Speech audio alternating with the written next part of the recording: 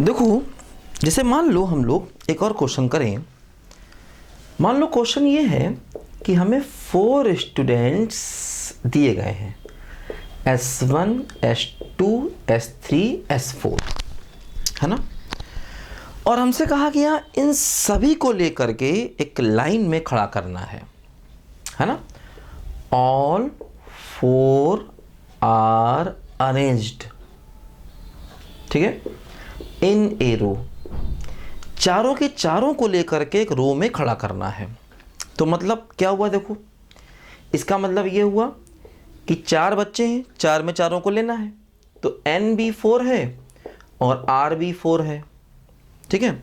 तो क्या होगा, NPR का फार्मूला 4P4 का मतलब क्या हुआ बोलो, 4 फैक्टोरियल अपॉन 0 फैक्टोरियल। तो आंसर क्या आ गया, 4 फैक्टोरियल, है ना। या ऐसा भी कह सकते हैं कि मान लो 4 चेयर्स हैं, 4 बच्चे हैं, 4 में से चारों को ही लेना है और अरेंज करना है। तो हमने 4 चेयर्स बना लिया। पहली चेयर को भरने के 4 तरीके, इसको भरने के 3 तरीके, इसको भरने के 2 तरीके, इसको भरने का 1 तरीका। तो आंसर क्या हुआ, 4 3 2 1 मतलब 24। और यहाँ से भी आंसर क्या हुआ, 24। मतलब जैसे अगर 4 चीज़ें हैं, 4 में चारों को अरेंज करना है, तो हम सीधे सीधे 4 फैक्टोरियल कर सकते हैं। ध्यान दो, जैसे NPN को अगर निकालेंगे तो n फैक्टोरियल अपॉन 0 फैक्टोरियल मतलब n फैक्टोरियल। मतलब n में सभी n को अगर अरेंज करना है तो n फैक्टोरियल।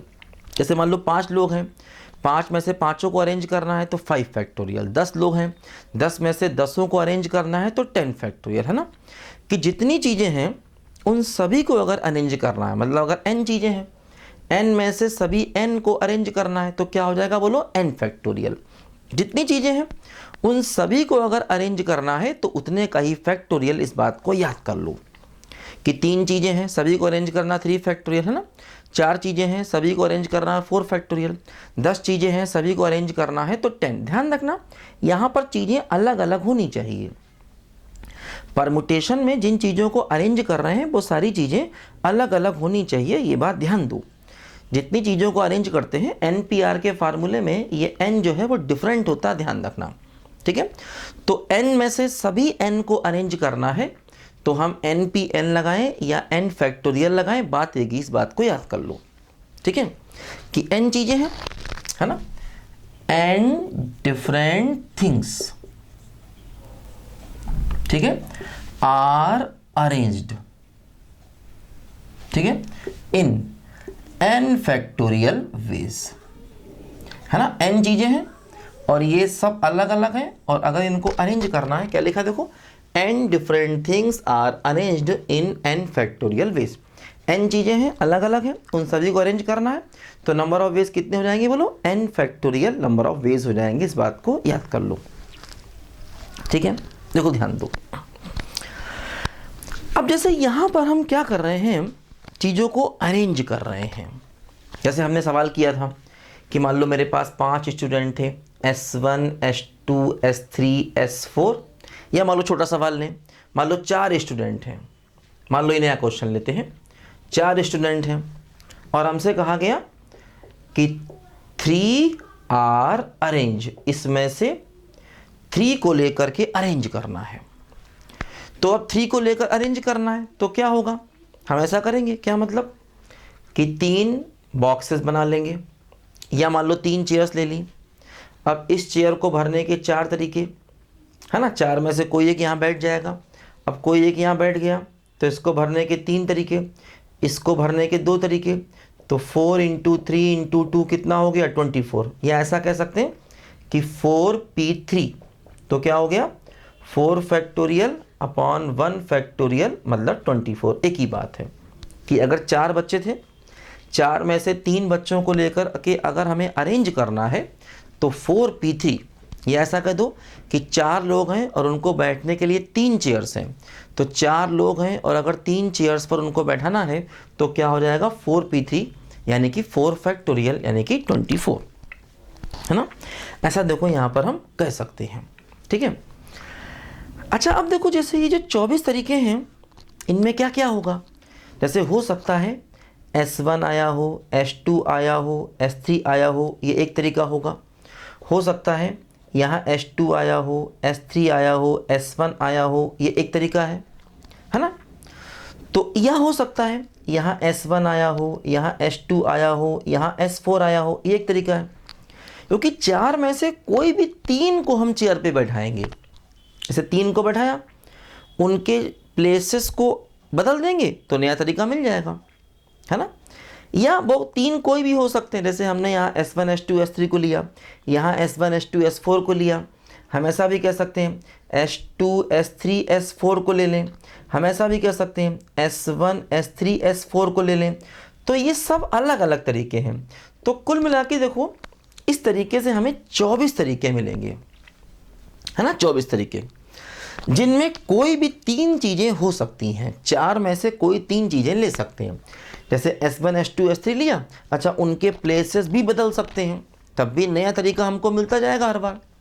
कोई भी तीन चीज़ें लेंगे, उनके प्लेसेस बदलेंगे, नया तरीका मिलता जाएगा हमको हर बार। तो क्या होगा, जैसे हम इस क्वेश्चन को ज़रा प्रैक्टिकली करके सोचें। ऐसे सोचें कि जैसे क्या हो रहा था हमारे पास, मान लो हमारे पास ये चार चीज़ें थी A B C D, और इनमें से तीन को अरेंज करना था।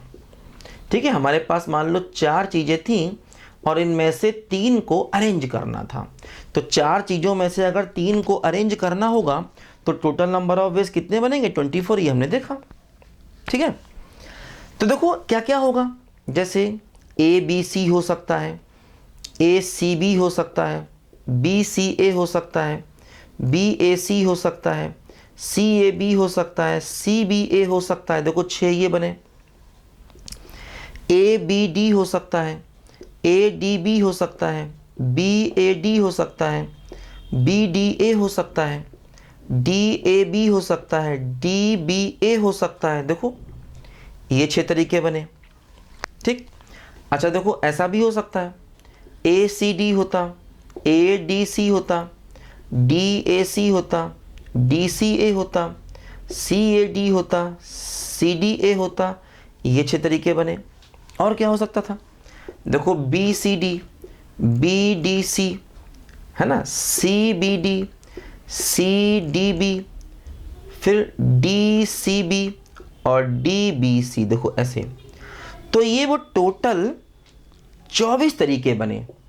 4P3 से करते तब भी वो 24 ही आते। तो अगर हम चार में से तीन चीज़ों को लेकर के अरेंज करेंगे तो टोटल 24 वेज बनेंगे, मतलब 24 परमुटेशंस बनेंगे। 24 परमुटेशंस कह लीजिए, 24 अरेंजमेंट कह लीजिए, 24 नंबर ऑफ वेज कह लीजिए, बात बराबर है। और वो 24 क्या होंगे, मैंने बताया ABC को लेकर 6 तरीके, ABD को लेकर 6, ACD को लेकर 6 और BC, वो 24 तरीके देखो ये होंगे। जो यहाँ पर 24 तरीके दिखाई दे रहे हैं वो 24 तरीके एक्चुअली यहाँ पर ये होंगे। देखो क्या हो रहा है, जैसे चार में से तीन को लेकर हमने अरेंज किया तो हम 4P3 लगा सकते हैं और अपने क्वेश्चन को ऐसे भी कर सकते हैं, ये बॉक्स को फिल करने वाले मेथड से भी क्वेश्चन को कर सकते हैं। या तो सीधे सीधे 4P3 लगाएं या बॉक्स को फिल करने वाले मेथड से सवालों को करें, बात बराबर है।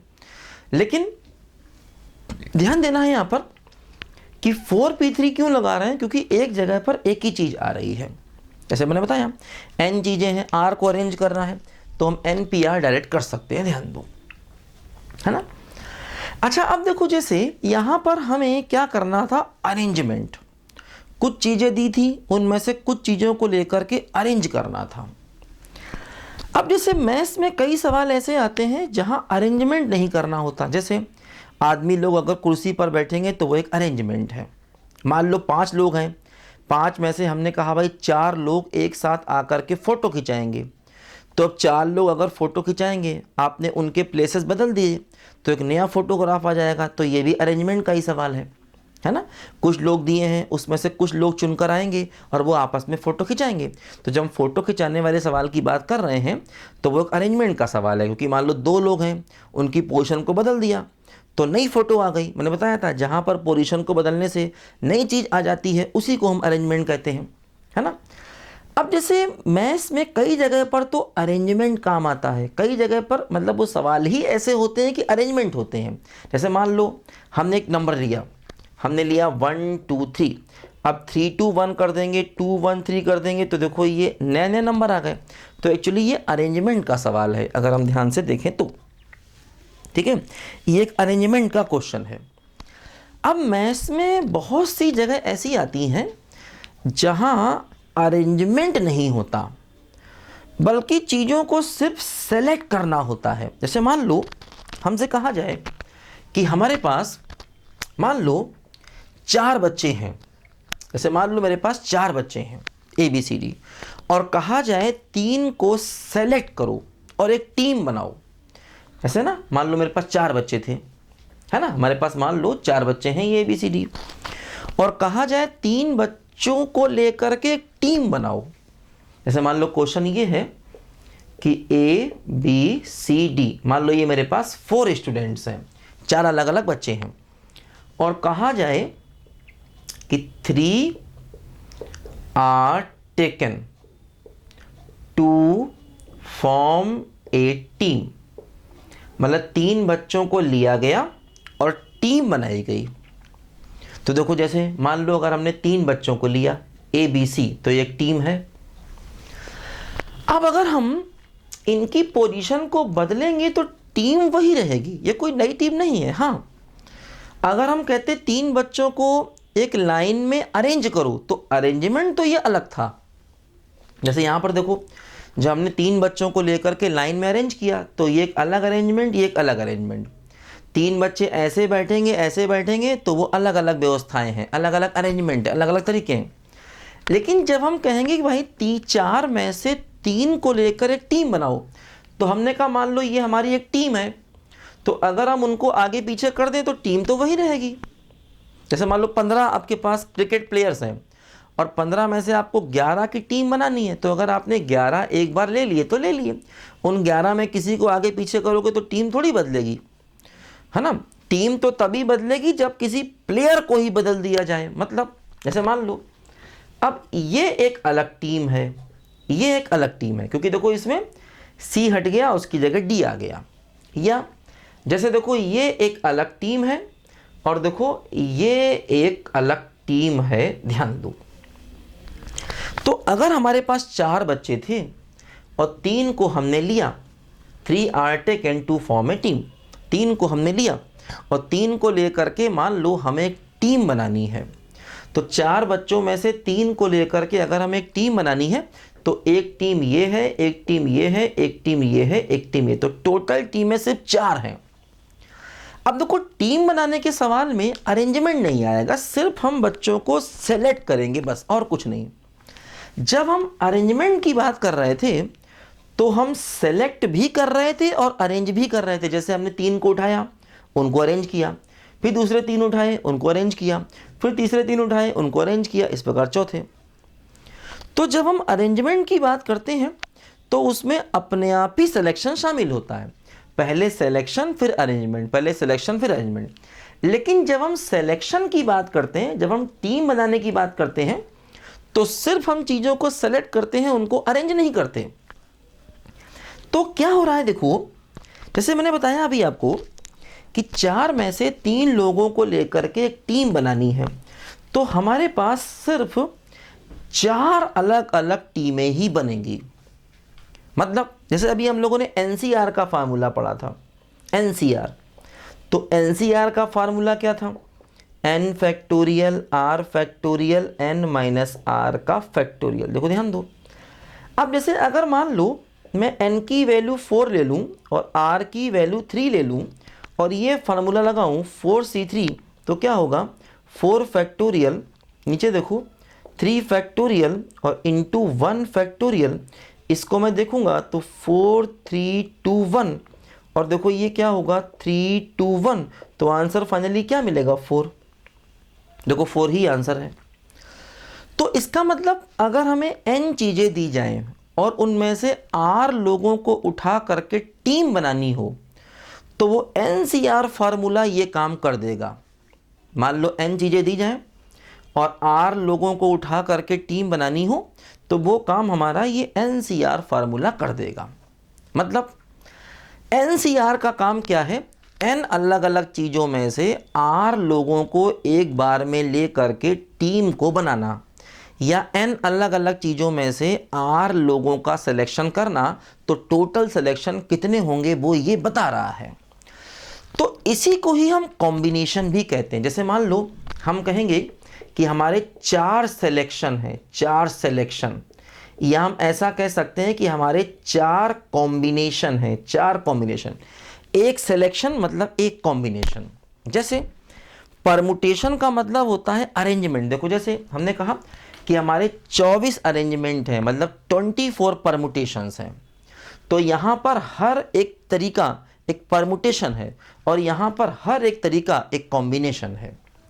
तो जब चीज़ों को सिर्फ सेलेक्ट करना हो, उनको अरेंज ना करना हो, तो उस सवाल को कहते हैं भाई ये कॉम्बिनेशन का सवाल है, ये सिर्फ सिलेक्शन का सवाल है। और जब चीज़ों को अरेंज करना होगा तो अरेंज करने में सिलेक्शन तो ऑटोमेटिक आएगा ही आएगा। तो जब चीज़ों को अरेंज करना होगा तो हम कहेंगे भाई ये परमुटेशन का सवाल है या अरेंजमेंट का सवाल है। तो परमुटेशन में क्या होता है, कॉम्बिनेशन ऑलरेडी उसमें शामिल होता है। परमुटेशन में कॉम्बिनेशन अपने आप से ही शामिल होता है, ध्यान दो, है ना। तो परमुटेशन का दूसरा नाम अरेंजमेंट है और कॉम्बिनेशन का दूसरा नाम सिलेक्शन है। और ये NCR का फार्मूला क्या करता है कि अगर हमें n चीज़ें दी जाएं और हमें R चीज़ों का सिलेक्शन करना हो एक बार में, है ना, तो क्या होता है, इफ़ n डिफरेंट थिंग्स, मान लो n अलग अलग चीज़ें दी जाएं, आर गिवन, है ना, then total number of selections, total number of selections taken are at a time are equal to NCR। मान लो अगर हमें n चीज़ें दी जाएं, मान लो अगर हमें n डिफरेंट चीज़ें दी जाएं और उनमें से हमें R चीज़ों को एक बार में लेना है और टोटल नंबर ऑफ सेलेक्शंस करना है, तो वो टोटल नंबर ऑफ सेलेक्शंस क्या हो जाएंगे, बोलो NCR हो जाएंगे। ध्यान दो NCR, जैसे यहाँ पर 4 चीज़ें दी गई थी, 3 को सेलेक्ट करना था, तो फार्मूला क्या आया, बोलो 4C3, इसका आंसर आया 4।